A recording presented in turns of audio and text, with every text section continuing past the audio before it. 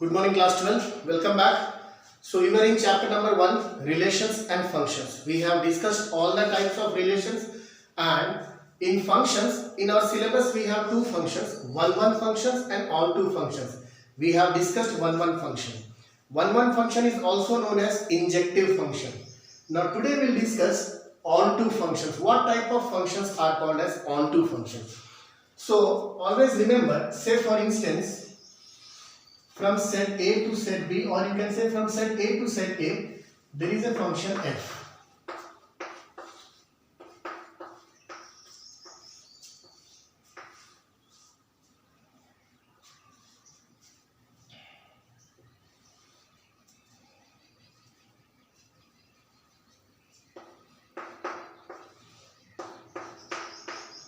Now we know that this is a one function. This is a one function.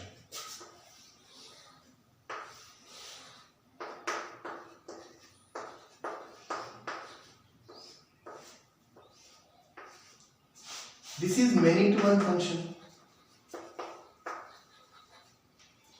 And in both cases we see that what is range of f here? Range of f is 1, 2, 3, 4. And this entire set, it is the codomain. So we see that range is a subset of codomain. The same is here. Range is a subset of codomain. Function can be one, function can be many to one. But the only thing we observe is range is a subset of codomain.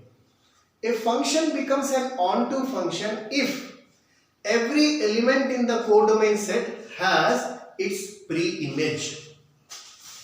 Every element in the codomain set has its pre-image in the domain set. Every element in the codomain set has at least one pre-image in the domain set.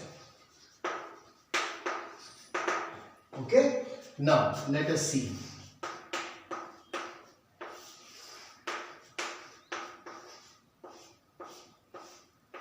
This is a one function, right? It is a one function. But what do we see? Range is equal to codomain. Every element in the codomain set has exactly one image in the domain set. This is a one function, but range is equal to codomain here. Let's consider another case.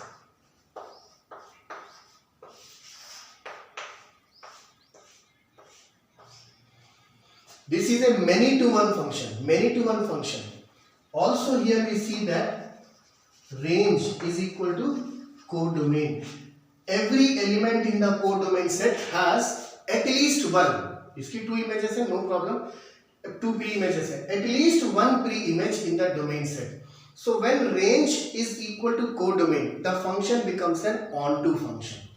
So a one function can become an onto function. A many to one function can also become an onto function. So onto function is basically known as surjective function. There is one thing which is not there in your syllabus, but you will definitely need it if you are pursuing any competitive exam. What are invertible functions? वो functions जिनका inverse exist करता है. So what are those functions? What is the speciality? Can every function be an invertible function? Can every function be an invertible function? No, not every function. Every function will not be an invertible function. So which functions are invertible functions? All those functions which are one as well as onto, only those functions are invertible. जैसे invertible function मतलब क्या? Domain को range बना दो, codomain को domain बना दो, range को डोमेन बना दो. अब ये है function f from set A to set B. If I see from set B to set A, it will be f inverse.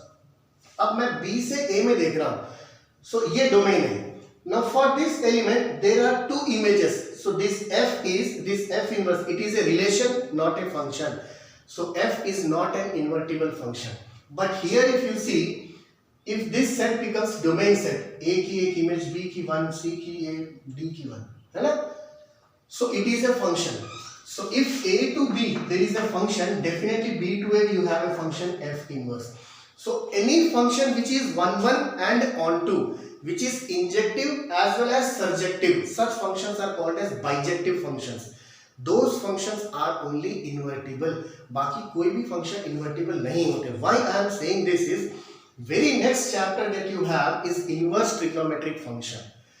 Trigonometric function and inverse trigonometric function. In grade 11 you have studied trigonometric function. Now you have to study inverse trigonometric function. So inverse of a function exists. So this is the necessary condition that you need to know. आपके इस chapter में invertible function से related हो सकता है आपके exam में question ना आए, but you need to understand the existence of an inverse function, right? So all the functions which are 1 1 as well as onto, such functions which are injective as well as surjective, that is bijective, only such functions are invertible, their inverse exists. Rest, for no other function the inverse exists. Okay, so we have discussed types of relations, we have discussed types of functions. Children, please go through the NCERT classes. In the next class I will be solving certain questions, the type of questions that you will be having in the examination. I will be solving those questions here in the class and you will get to know what type of questions we are having. Till then, please go through the solved examples of relations and functions that are given in NCERT textbook. Solve them, come up with the doubts.